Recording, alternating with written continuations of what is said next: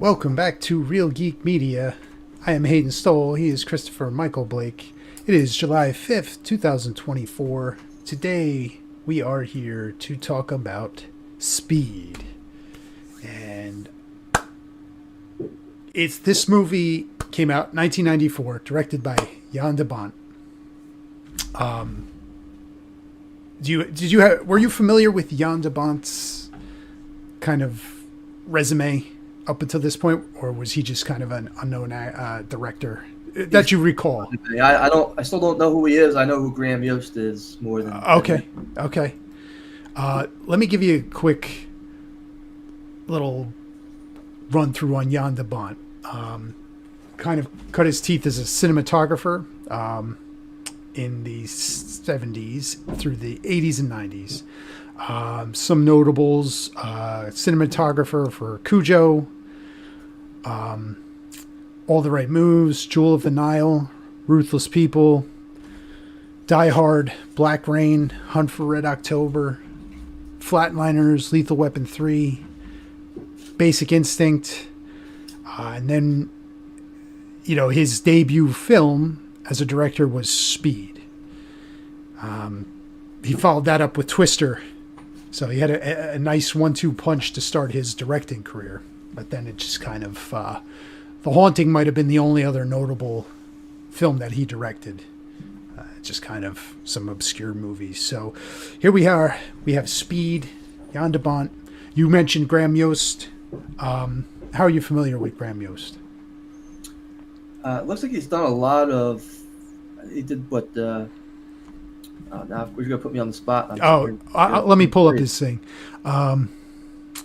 There's some big ones on there. Yes, sure. Speed, Broken Arrow, Speed Broken Arrow 2. Was the big one I was thinking of. Yeah, Speed 2 we can kind of forget about. Yeah, Hard Rain, Mission to Mars, Planet of the Apes, the Tim Burton one, Band of Brothers, Last Castle, Boomtown series, the Pacific, Justified, The Americans, Slow Horses, Master of the Air, which is the most recent one. So yeah, he's got a nice long track record of some solid writing, producing. Hayden, let's skip all the fluff at this point. Yes. We're done with the foreplay at this point. Let's talk about the real issue here is Keanu Reeves. What you got about Keanu? Up to this point, all he had been known for is, and correct me if I'm wrong, is tubular. Well, he was in Point Break prior to this. Exactly, tubular. He played a surfer. Right. Even though it was a great role for him with him and Patrick Swayze, and Point Break's a great movie. It was the California surfer, the low IQ, the Bill and Ted mindset. Yeah, yep. Right. And this really kind of shifted him to number one action star, number one filmmaker. You're not getting $20 million a film until this movie. Yep. This movie was run on a budget of $30 to $37 million. And make no mistakes about it. It was the attraction between Keanu and Sandra Bullock, because this catapulted both their careers. Yes. Tremendous. Really did it. Tremendous chemistry between those two. So, cut with the foreplay. What'd you think about Keanu Reeves in this movie? I thought it was great. I thought he was great. He's able. This showed, like you said, he's able to carry an action movie. He still sounds like the Bill and Ted. He can't change that, but he looks the part. He's physical. He's serious about the role, and it just worked. Like, you bought into it that he was this SWAT team guy, and he's an action adrenaline junkie. Had to be on the front lines and in the mix of everything. I thought he was great. I thought they, against type, but he nailed it, and it really set up his career as an action star for The Matrix, which was 5 years after this. So Hayden, I have to ask, Dennis Hopper in the movie He needs to get $2 million, right? That's the sum he was asking for? I think it was 3. Okay, 3. Yeah. Do you know how many ads on realgeekmedia.com that could buy you? A lot. Now, once we're done giving you our pyramid scheme price, I can only tell you that probably I would put you in the tier God Hawk 2 spin on that thing tier. Okay, I can only tell you that. Where I've sent Hayden personally over to your house. On call, whatever you need. And he's going to hook you up. And all night long, brother. $3 million. Hayden, that's the going price. So if your business is looking for an affordable way to gain and attract new clients, Real Geek Media, for less than $3 million, is now offering sponsorships on their podcast. Hayden, what's the going rate for an ad for sponsorship on realgeekmedia.com? The going rate was 50. Where are we at now? Hayden, you know it's 30 right now. Just $30 could get you here on this show and this ad, prime time, talking about your product.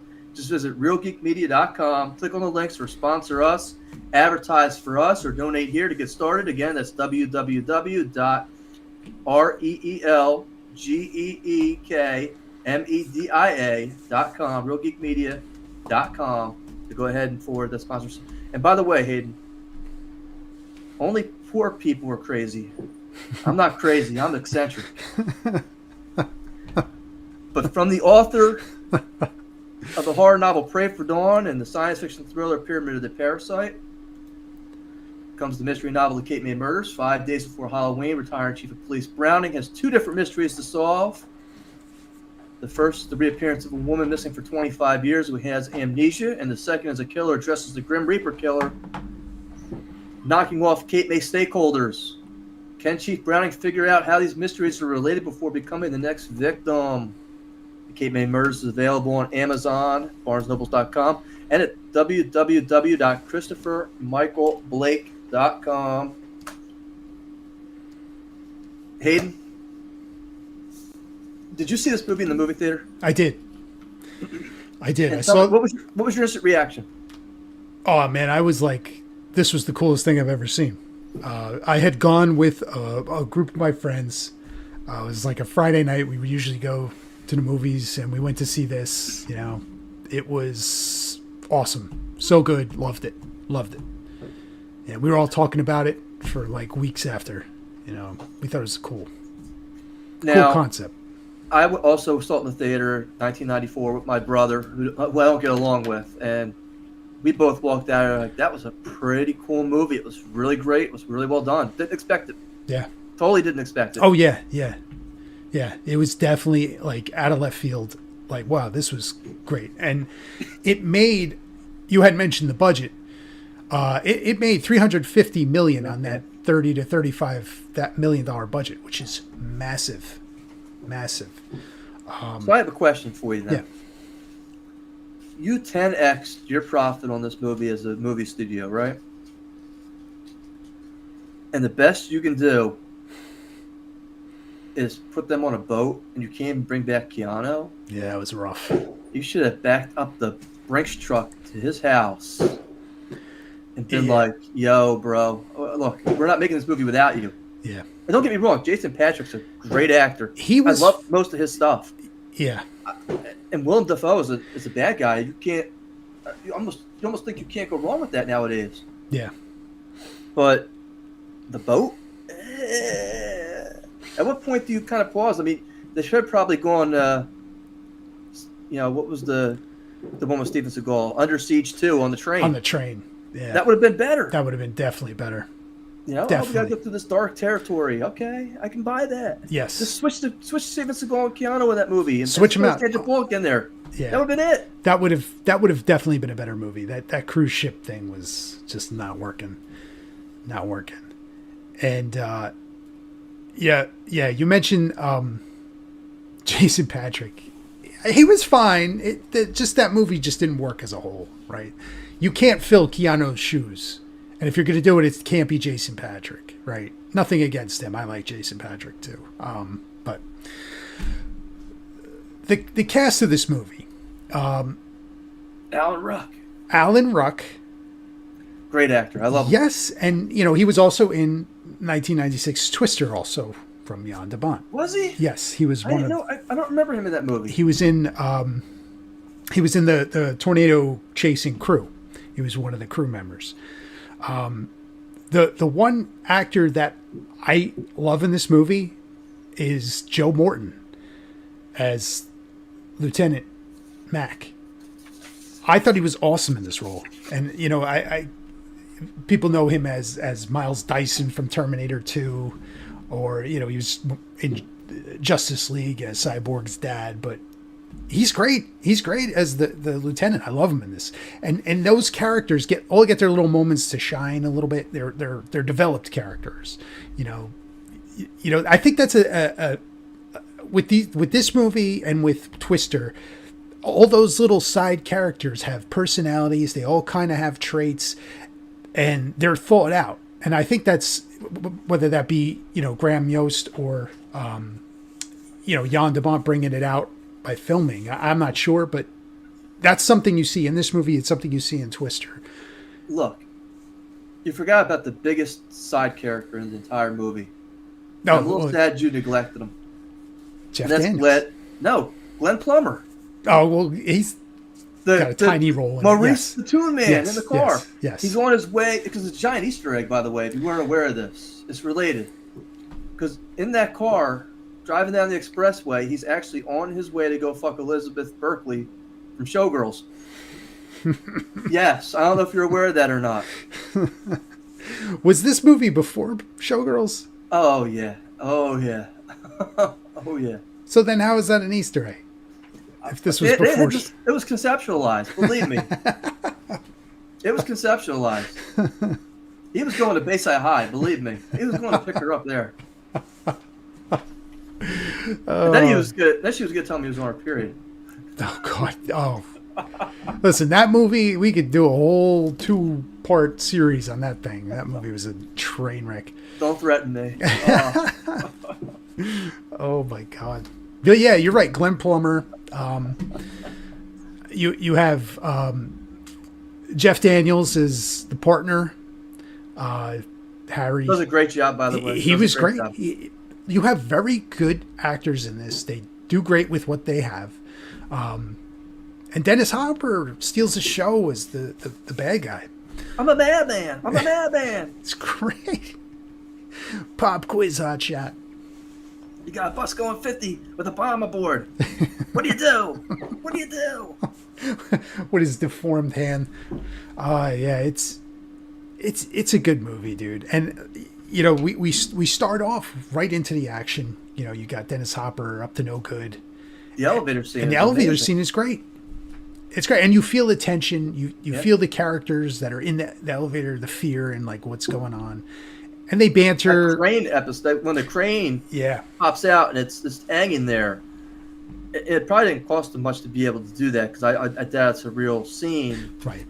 But yeah, you feel it. Yeah. And then the hole opens up, and he's like, "I'm not getting off of this. I'm not getting off of this." And it's like, yeah, it's fine. You don't want to leave. That's fine. That's on you. Yeah. I don't know. Yeah, some well shot action, a great plot, of pretty, like, for the time, like this kind of plot. I don't remember ever seeing something like this. Right, the bus has the bomb, and it's going to explode if you drop below 50. Like, that's just like, holy sh! If they're driving the bus through the city, they're going to have to stop. How are they going to not stop, right? And you're an audience, like, they're dead. Somehow they're all going to die, right? So just kind of keeping you on the edge. Unbelievable at the point where they jump the little chasm in the road. But it is such a climax part of the movie that you feel like you're on the bus. Yes. And when they do make the Dukes of Hazzard leap over the little... That's what I call it, the Dukes of Hazzard leap. And they land, and you land safely, and everybody's cheering, and it's like, wow, I feel that. Yeah. The emotional spent energy, I feel that. Yeah. It was really, really great. And, like, he shows a real talent for directing action, In this movie, it was just great scenes like that. We're introduced to Keanu Reeves and Jeff Daniels. The first scene we see them is their car flying through the air like Dukes of Hazzard, which is absurd when you watch it again. But that's them. It just, they're out to be on the front lines of this stuff. Hayden, if there's ever a terrorist holding me hostage, you have to shoot me to get to him. I'm not authorizing you to shoot me. Shoot the hostage. You're crazy. Ain't happening. Ain't happening. So we didn't even really talk much about Sandra Bullock in this role. Now, tell that wildcat. Yes, the wildcat herself. Prior to this movie, which I'm trying to recall, I got to look at her filmography. I don't know what she was in. I don't think she knows what she was in, so don't feel bad. Yeah, prior to Demolition Man. Okay, was that before that? I think so. It was 93. Yeah, that was the year before. Right? Yeah. So that's the movie I think that kind of put her on the map. Which I liked, by the way. I did like Demolition Man, and I thought she was very cute in that movie. Yes. So that put her on the map, and then we have Speed, and that was back to back. She's now a star, and then which led to The Net and A Time to Kill, and great movie. Yeah, then you got Speed 2, Practical Magic, so on and so forth. Right. So this really spun her into stardom, as it did, make Keanu Reeves the bankable action star. They have great chemistry in this movie. They really have great chemistry. It's so well cast that you're rooting for these two. And sometimes you find like I like that character, but I don't like this character. You love both these characters as the leads, and you're rooting for them the whole way through. And it's believable, right? Like she's just a passenger on this bus. She's nothing special. She's just a passenger, and she's trying to do the right thing, helping the bus driver. She knows she's friendly, and she's jumping up and driving the bus, right? And you feel those scenes where Keanu's thinking and trying to put it together, trying to think of what they can do next, and he's, you're there with him. You're like, well, how are we going to get out of this, right? It's well acted, great direction, great action. It's a fun movie, man. The push and pull between Sandra Bullock and Keanu Reeves. He's on the bus, and she goes, "Why is he doing this to us?" Well, it's not really about you. It's a game. We're playing cat and mouse, and if I beat him today, he'll go ahead and I'll do this tomorrow. And she says, "I'm not available tomorrow. Sorry, I'm busy." That's push and pull. It's like, okay, well, I'm and then it's, I gotta tell you, my license is revoked. It's the way she got away from Alan Ruck earlier in the movie. Yes, the gum. With the gum, yes. Which, by the way, was totally improvised. I didn't know that. That was really? Really? Yeah, she came up with that on the spot. And look, I have gum on my hand. Yes. That's brilliant acting, it's though. Great. It is. I give her full credit for that. What for you is the most, because there's a lot of them in this movie, is the most dramatic part of this movie for you to watch? The part towards the end where she's chained to the pole on the subway train, right, with the explosives, and it's looking kind of grim, right? They've dispatched Dennis Hopper at this point, and it's like, all right, all before he, frees her, and they pump the gas and crash it through.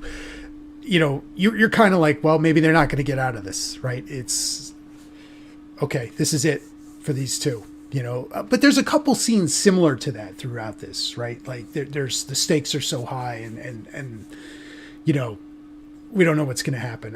The scene where he's under the bus on the little dolly, and that's another one where it's just like close shave after close shave. But, you really feel you've been through the whole movie with these two characters, and you're rooting for them, and it looks like they might not get out in that little bit right before the ending on the subway train.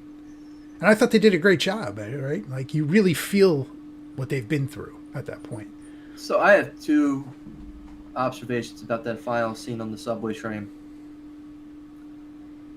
The first is I really didn't like how they killed off Dennis Hopper's character. I understood why they do it because he has to hold on to the. I understand that. Yeah, the detonator. The detonator. I understand it, but it was just so ridiculous that he's up there fighting him hand to hand on top of the train while they're both laying flat. Right. I don't know. That was just, right. Why not just keep him up there? I don't know. I mean, look, I'm safe down here. Yeah. And then the second one is oh no, the subway train's on an unfinished track and we're gonna crash. We need to speed it up. I turned to my daughter because I was watching the movie with my daughter. She liked the movie, by the way. She was like, oh, everything was just big and yes. And it's not a terribly, violent movie, right? And it has its excitement parts. And I turned to my daughter and I said, see, I would have thought, why don't we slow this down? If we go off the tracks, maybe we won't go through so many walls or hurt so many people, or there's no reason to. Maybe we won't get hurt as much if we slow this thing down. The last thing I'm thinking is we got to go faster so we can hit more stuff. Hey, break everything. I really don't. Maybe I'm wrong with that line of thought. I don't know if there's a technical expert out there who can correct me. I don't know. I know your brother's an engineer, right? So maybe he can answer that question. I don't know. Or patch him in and ask him. That's just the time to do it. But yeah, for me, the most gripping and compelling scene was actually where he got into the bus with the dolly and they hit the piece of tire and the tire thing comes undone and the big man's having to lift him out. Yes. He goes, "Oh, did you fix it?" And, yeah. We didn't blow up. Yeah, that's a great scene. It really is. You like just the stunt itself is crazy, right? And I can only imagine like the filming of something like this, and the stunt man that they have doing this, or whether it's just a dummy on a dolly, I don't know, but it really heightens the edge of your seat. Like, whoa, man, this is wild. Especially seeing something like this for the first time. I know, like, this is 1994, right? You feel like you've seen every type of stunt after this, So at that time, seeing something like this is like mind-blowing, It's like, this is just crazy as stunt, I feel the opposite there. I feel like it's, if we actually run over Keanu by accident, at that point, it's like no big loss. We got one less surfer out there on the beach. We're going to pull him in and have him take his place. Now it's like Keanu's like a national treasure. You can't do that. But back in '93, you could run Keanu over with the bus. Nobody would have. Yeah. Oh, remember that guy from Bill and Ted's? Yeah. Road pizza. That would be like a joke. Yeah. That would have been it. Yeah. Could we send Alex Winter back in time to go get him? Let's imagine to do that. Imagine Alex Winter in this movie. Look, I'm sure he was lined up as the bad guy. He's like, he gets run over by the bus. You're right up, buddy. Alex Winter did the Dennis Hopper role. If Hopper turned it down, Alex Winter would have taken it. Can't play guitar anymore because he blew his thumb off. Wild Stallions. Oh, man. Yeah. Speed. So, again, let's just go through the timeline. So, again, Dennis Hopper's on the elevator. He's in the opposite elevator, which, again, makes it so interesting in the beginning of the movie. Especially after they shut down all the other elevators. It's like, oh, what about the service elevator? Well, we weren't even really kind of looking at that one. Which, again, makes it brilliant. In my opinion, it makes it brilliant. Right, yeah. It's like he's under the radar. Yeah. And, again, it ties into later on when he's asking for that $3 million to be delivered in the trash can, and they're watching the trash can. And the money's not moving on. Turn his tracker on. We have eyes all over the place on this thing. Oh, he cut the concrete out from underneath of it. Oh, it's brilliant. Yep. I mean, I always wish I had thought of that. Yeah. it definitely is. He's a formidable villain, though small in stature. He's smart and he's a little crazy, right? And he's a former cop, so he kind of knows a little stuff about the police, and he's such a good villain. And in the sequel, it's like they almost try to do this Dennis Hopper Part 2 with the the villain in that, and that movie should have worked for the cast. Willem Dafoe and as the villain, like you had mentioned, that movie should have worked, but yikes. Yeah. Well, I'm not going to talk about Speed 2.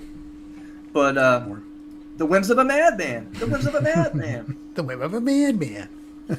No, but this, overall, yeah, this is an awesome action movie. If you haven't seen it, highly recommend it. Obviously, yes. I don't know too many people who haven't seen this. Even going back 30 years now, right? I mean, that's is that right? 30 years? Yeah, 94. Man, yeah, I'm old.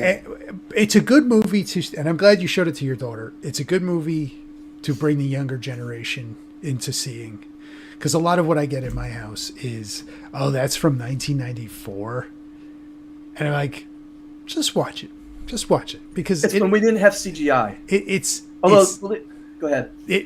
Those movies were better. They were better. They were original. Everything now is like a remake of a copy of a remake of, and it's unoriginal and it's boring, and they try and be flashy with special effects. Go watch this movie. Go watch it. And it's funny because I said there was no CGI in this movie, but that's not true. The bus scene, the expressway is actually finished, and they just removed it digitally. Oh, okay. Yeah, I didn't know that either. That's interesting. They did 2 takes of it, and the first take was perfect, where the bus actually goes up and over, and they just digitally removed the part of the freeway. Oh, nice. Yeah. That's cool. I think we would be remiss to not talk about the deceased in this movie, starting with the lady who tried to get off the bus. Oh, yeah. But it's not. Is it really her fault? I mean, the cop's egging her on, like, "Come on, take my hand." The cop is definitely egging her on, and it's not really her fault because she sees an out, right, to get out of this crazy scenario. Not her fault. Nobody was paying attention to her on the bus. Yeah. That's the thing. It's a horrible way to go. They blow the hole. She goes onto the bus, and I felt like she reminded me of the last lady on the elevator. Yeah. It's the same type of meek, personality. Yeah.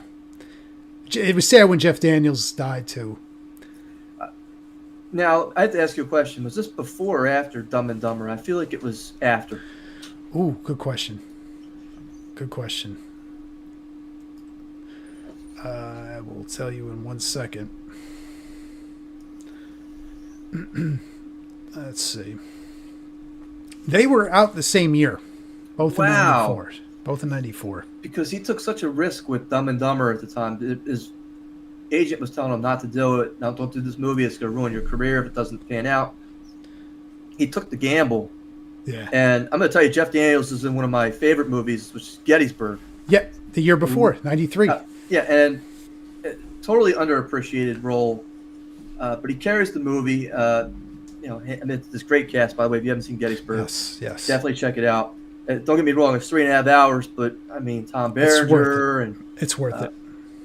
It's a good movie. Martin Sheen, and it's just really Sam Elliott. You can't go wrong with that kind of movie. Yeah. The action scenes, but he was known at that time as only a serious actor, and then to be able to pivot and transition, and then you had arachnophobia, and right. Yes. I mean, the guy has a solid filmography even to this day. He's still a bankable actor, still really great at what great at a job he does.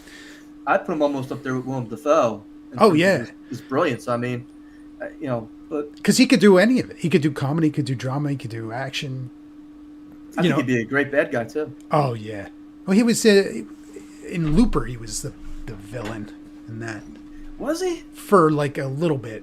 I don't remember that. Yeah. I remember the Bruce Willis, and I don't like that movie, but yeah. I didn't think it was that bad. It was not terrible, but am I spending my time to go back and watch it? I don't know. What about the Martian? Yeah, he was great in that. Yeah, another great one. Yeah, and he's such a relatable character. Not maybe it's not so much the character, but just his personality and the way he comes off on screen is very much like you can relate to this guy, right? I hate this because I feel like it's coined by Kiefer Sutherland as like a joke. The word gravitas. That presence he has. Yeah. That he brings to the role. And I hate that word gravitas. It's almost like that doesn't mean anything. But he has that. Yeah. He does. And when the house is ready to blow up and he just says, "Oh shit." Yep. You know, and he's a bomb expert. He should have kind of known, this could be potentially booby trap. Right. And what's the other show? Did you ever watch on Netflix? It's a Western. It's called Godless. I did not. He's a villain in that, and he's very Really? he's very good. He's very good. That's a good series. I'd recommend if you got time. I think I will pick that one up. Actually, I don't do that often, but okay. Yeah. Okay. But yeah, final thoughts on Speed. I think we covered it. It's a great movie. Go check it out if you've not seen it. I know pretty much everybody's kind of seen this thing. 30 years and newer generation get them into it. So Hayden, I can tell you that my closing thoughts on Speed is this is every reason why you don't take public transportation in a major city, and you stick to your own private car. It's my own private domicile, bitch. You might get laid eventually if you stay on one of these things long enough. Well, in New York, that's. I'm definitely not going there. You do Speed in New York, a subway. Look, if a cop showed up on a New York bus and flashed their badge, all those passengers are shooting at this guy. He ain't having one. It's everybody's. It'd be like one of those Marlon Wayans movies, Everybody's I'm gonna get you, sucker. Everybody's pulling the guns out. Yeah. So yeah, I'm not gonna. Speed 3, I'm gonna get you, sucker. Yeah, we gotta bring the Maurice the Toon Man back in his car. There you go. I mean, Glenn Plummer's not doing anything. I get him into this movie. I don't know what to tell you with that one. Hayden, we talked last week about 2 movies, and boy, were we way off on everything. I was looking at the Quiet Place, and I was like, oh, whoa. I was like, whoa. So for those in the audience who didn't listen to last week's, we cover box office projections and where we give our take on the movies that are coming out and what we think they're going to do opening weekend. And one of the movies we picked was A Quiet Place, Day 1. It opened June 28th. And I guess as an opening box office weekend in a down year, 20 million conservative. Hayden thought a little bit more of the movie based on its director and how well the franchise is done. He said 24 million. The actual retail number, Hayden, was $52.2 million. Yes, I was shocked. And it's gotten decent reviews from what I've read. Yes.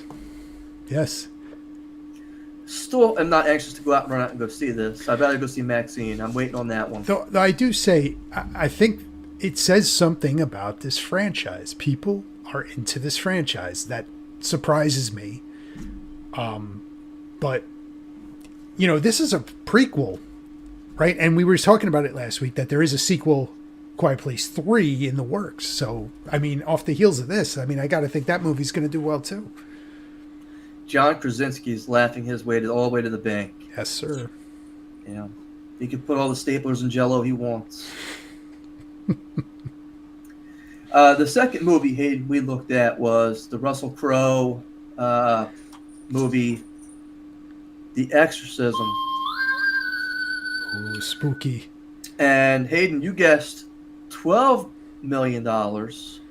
And I, of course, guessed $11 million. Actual retail number for opening weekend was... Uh-oh.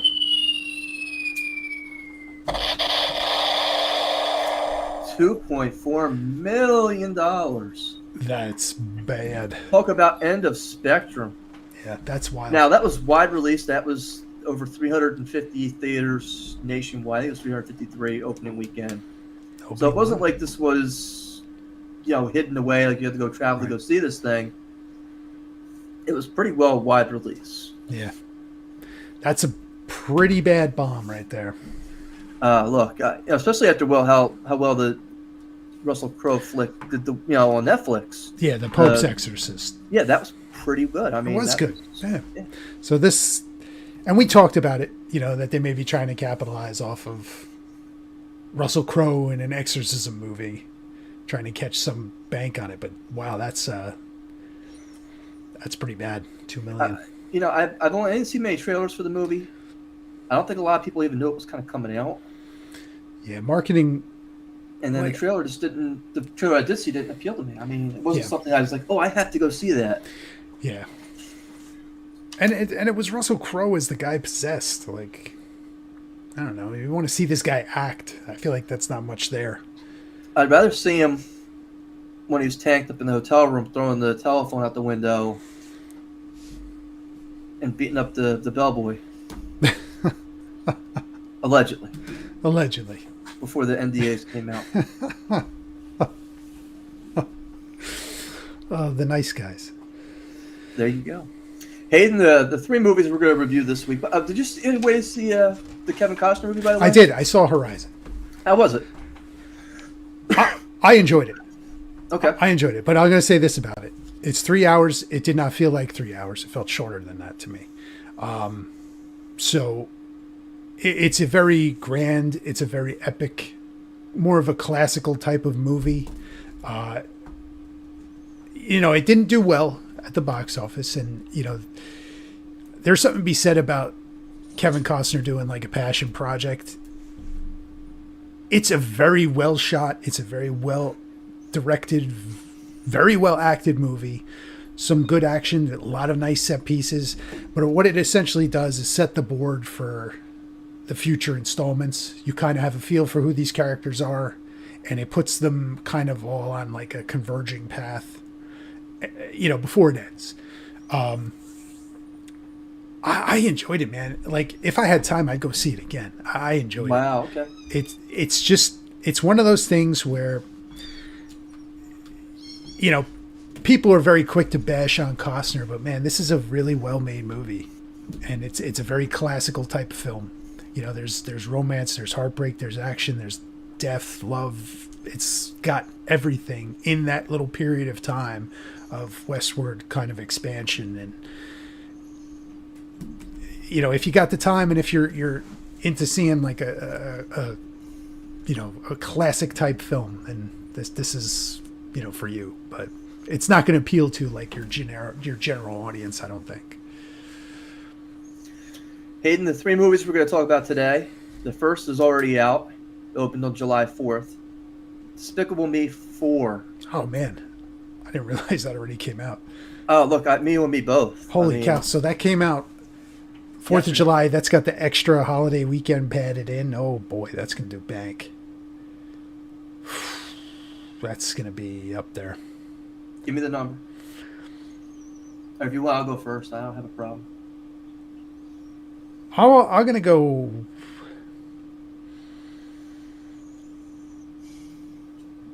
I'll go 65. Oh, that's a good number. I originally thought 60, and I thought that might be low after seeing how Quiet Place did. Yeah. Now I have to factor in the fact that this movie's going to appeal during a heat wave to a lot of different people. Yeah. The first number I was thinking was 75, but I thought that's the number I'm going to go with today, yeah. too. And Hayden, I got to win one of these sooner or later, because I think it's split the last guess, one. Man. We did. We did. We split, but I gotta go 75. I think 75 is a solid guess, man. This is gonna do well. These movies have a track record, and this is a holiday weekend.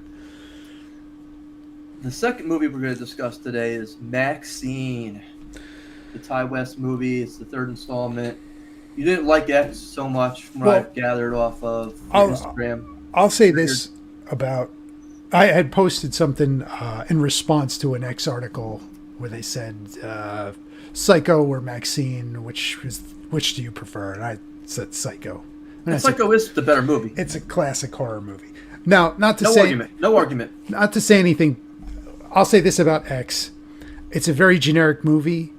The setting is what does it for me. Like the 70s setting, the 70s feel. It's very grainy looking. I thought that was cool. It's very generic plot. You know, I don't know. The the nudity. Well, yeah. What was it? Brittany Snow? Brittany Snow, yeah. Oh. Hey, look, I'm there, man. I'm there. Now, it didn't do enough for me to make me want to watch Pearl, but fortunately, from what I'm hearing, you don't need to watch Pearl to watch Maxine. Pearl is by far, in my opinion, the stronger movie of the two. Now, without saying too much before we get into Maxine, I've never really read anything about Ty West. I've never heard an interview about Ty West. I kind of get the feeling that he's the type of director that's in love with the smell of his own farts. You know, if to make this a movie series based on this one character who's not super interesting in X, I don't know, man. The thing of it is, though, is that they were able to. I think they filmed part 1 and part 2 back to back, and they were able to do it on a super tight. I think like $5 million budget or something like that. Yeah, and the movie, by far and away, made its money back. No question, no question. And I can't say anything about that, right? Like if you're gonna do, and these are horror movies, right? Budget's gonna be small, return's gonna be big if it's something that catches on with people. And listen, this movie has a lot. Maxine has a lot of goodwill. It's like a lot of people like X, a lot of people like Pearl. It has a lot of goodwill going in. I've not heard anything. I've not heard spoilers or, any of that stuff. I know. I read one review from Stephen King said he liked it. That was it. I don't put a lot of stock in him anymore, but, listen, the guy, it's hard to argue sometimes. Like he's the master of horror through the 80s, right? 90s, early 90s. So, if he likes something, then, I'm sure there's some merit to it. Is this a wide release? It is. Here's the thing. I've not seen a trailer for this movie. I have, and... But did you search for it, or did it come up as a commercial somewhere? I think I went to the movies and I saw it playing. Oh, okay. But did it interest me to want to go see this? If I hadn't seen X and Right. Pearl, no, I would not want to go see this. Okay. So, just based on the trailer. The only thing I can say that caught my eye in the trailer was the fact that Kevin Bacon, for some reason, is running around in this movie. And, he just did the Axel F movie, too, and I'm like, So... He's really trying to go back to his career. I don't know, at this point. I think Ty West has talent. I think there's something there. I did see in A Valley of Violence. I don't know if you saw that. No. All right, that's Ethan Hawke, John Travolta Western that he directed, which was not terrible. It was fine. I enjoyed it for what it was. You have two very good actors in there. It's a small movie. It was fine. Like, I like the nostalgic feel to X. And this is a movie that I think Maxine is taking place in the 80s, and she's like a hooker. No, she's trying to become a movie star, and Richard Ramirez is the Night Stalker's running around killing stars off or something. Oh, I thought she was like walking the streets as like a prostitute. She may be. I don't. Again, I didn't see much of the trailer. Okay. I'll say, I think it's more niche than mainstream. Just that's kind of the feel that, like, you've made a trilogy with this character. And, well, Pearl kind of related to this character because that's the killer from the first, the crazy old lady. I just don't know what like you had mentioned, like a general appeal. If you liked X, if you like Pearl, you're seeing this movie, right? There's no questions asked.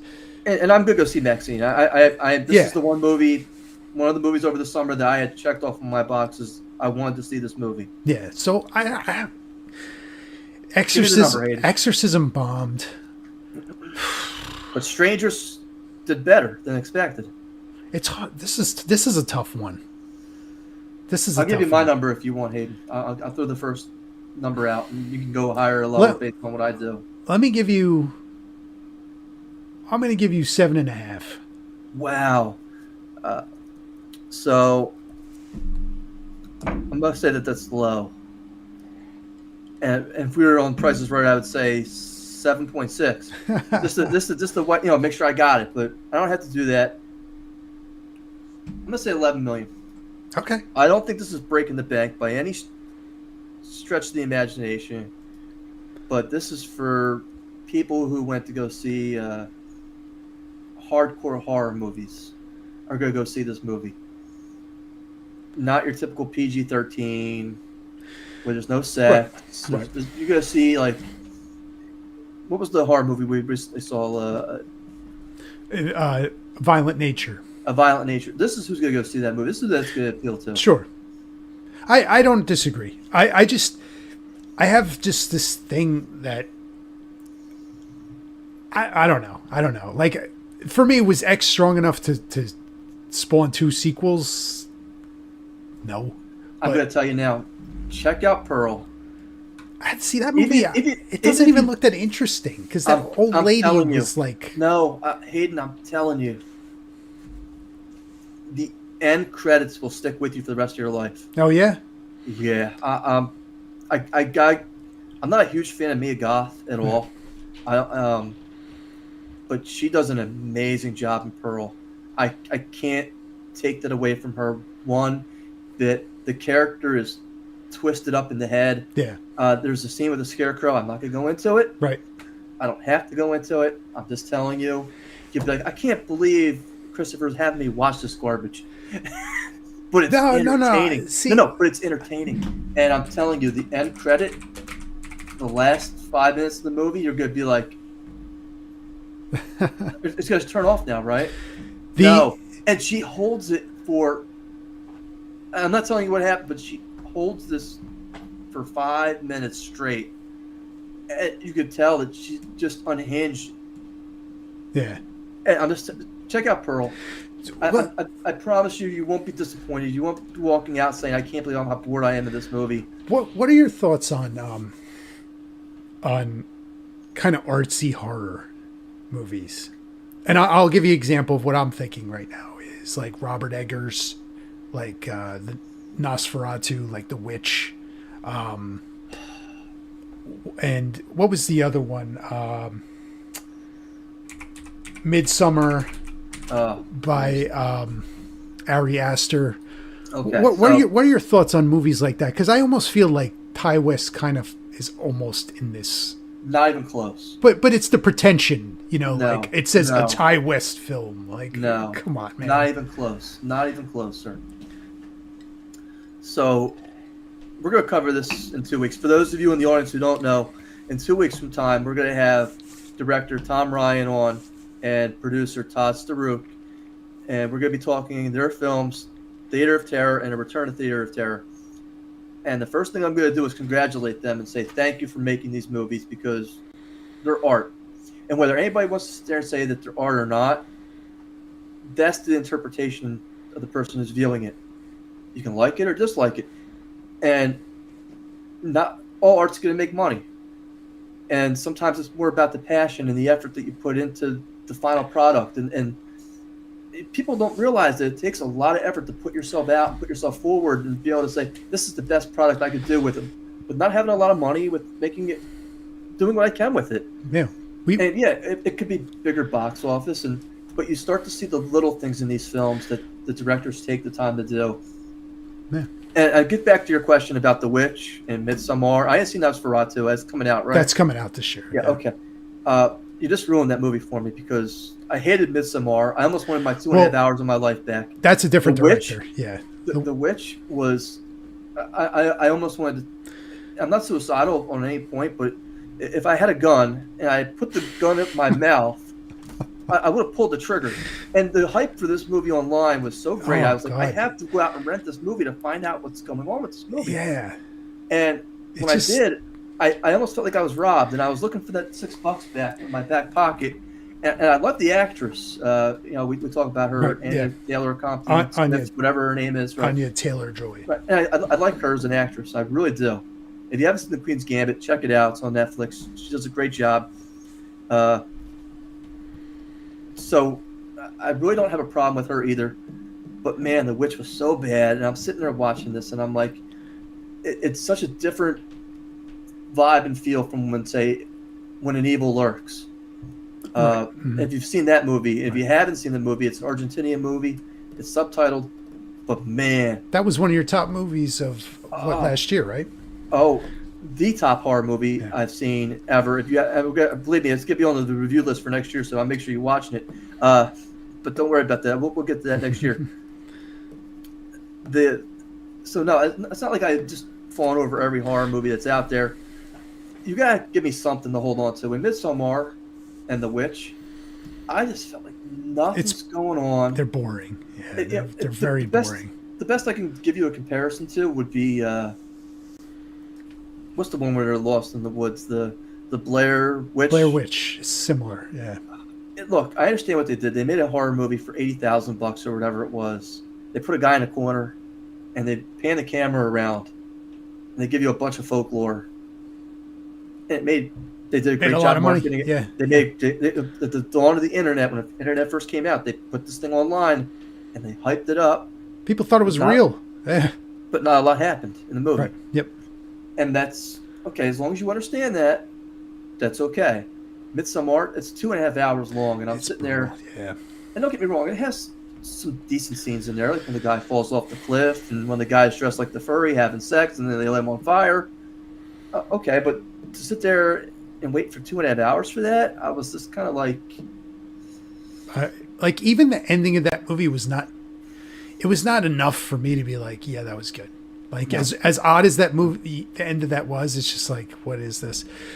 I agree with you, and I had just said it about Kevin Costner in Horizon, right? He put his own money into that movie and it bombed, but he made it the movie he wanted to make, right? And it's similar to what you're saying with these directors who put their love and their art and their work that they love and they like, and for whatever my reservations about Pearl may be, you're saying it's a good movie, and I know your movie taste, and I appreciate your movie taste, so I will check it out.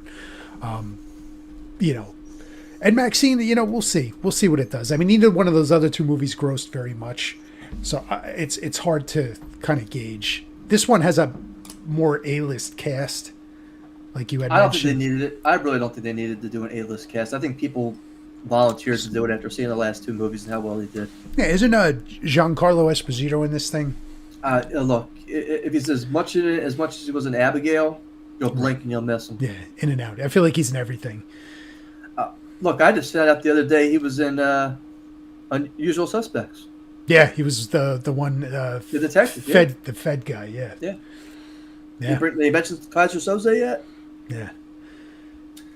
Hayden, the last movie we're going to talk about tonight is a July 18th release date. Okay. Twisters. Because we're not going to have an opportunity, I think, next week to discuss box office totals. Right. Twisters. This I think is going to do well. I happen to 100% agree with you. The hype for this movie, and again, I wasn't a huge Twister fan, but I love Bill Paxton. The movie was okay. I just was not like a huge blown away fan of seeing a cow do a 360. It's one of those, I can't believe it's took them this long to make a sequel to this kind of movies. I'm glad it has a sequel. I'm interested in it. As dumb as some of it may look, that's not what this movie is. This is a dumb popcorn movie. And I think it's going to really hit at the box office. Now that's July 18th. I'll go, I'm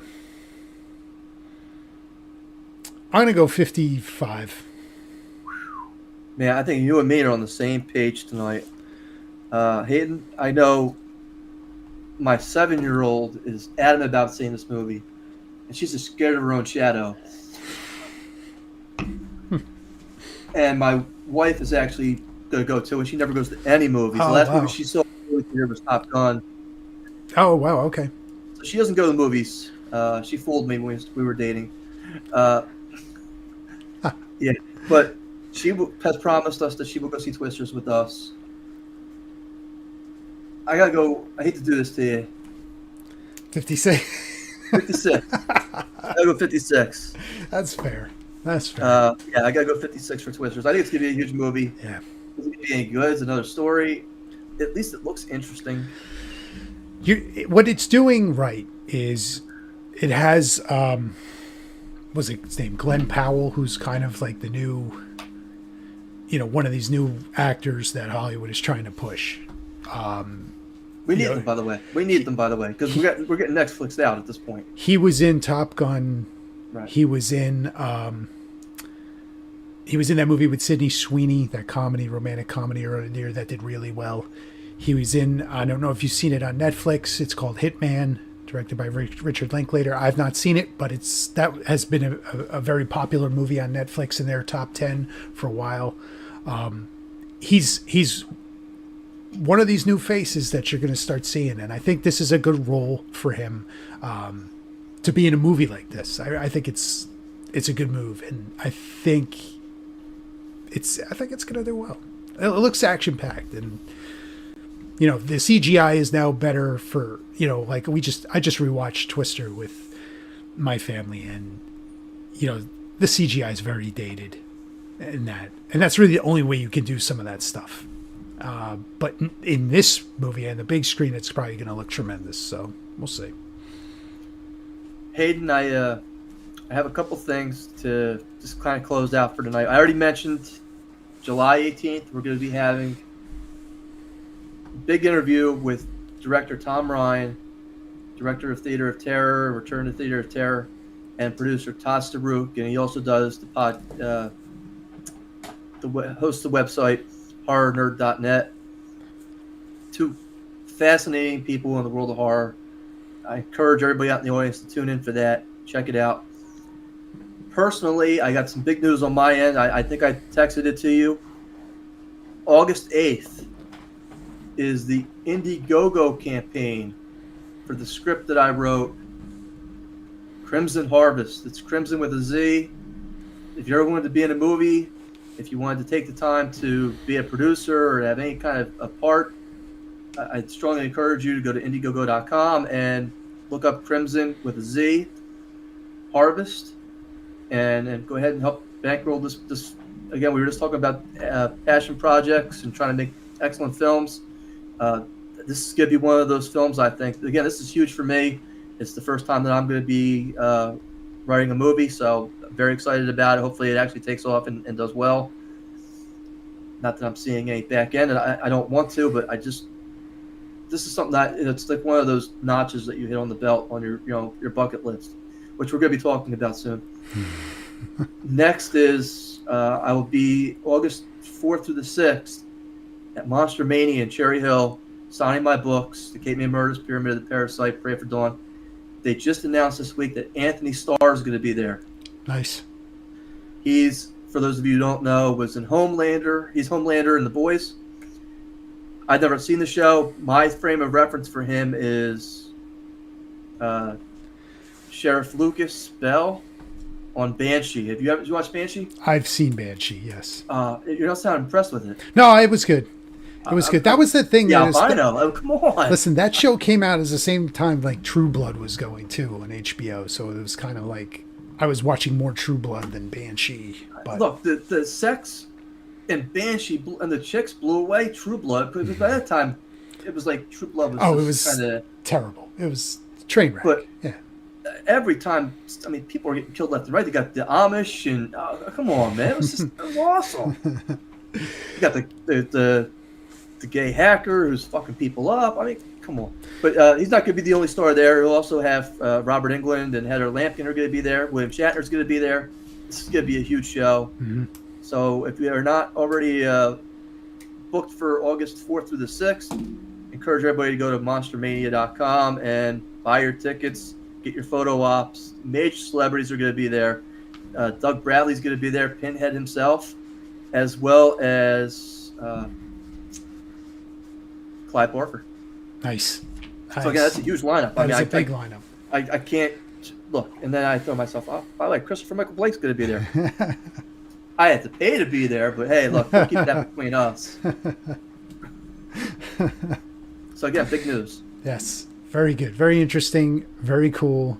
I'm happy for you with Indiegogo. So everybody check that out. We'll keep you posted the closer it gets. Send out some reminders on X and our socials. But absolutely check these things out, guys. Christopher, we're going to come right back with our news stories. Any closing thoughts here? Box office and speed. I'm good. All right. Keep that bus over 50.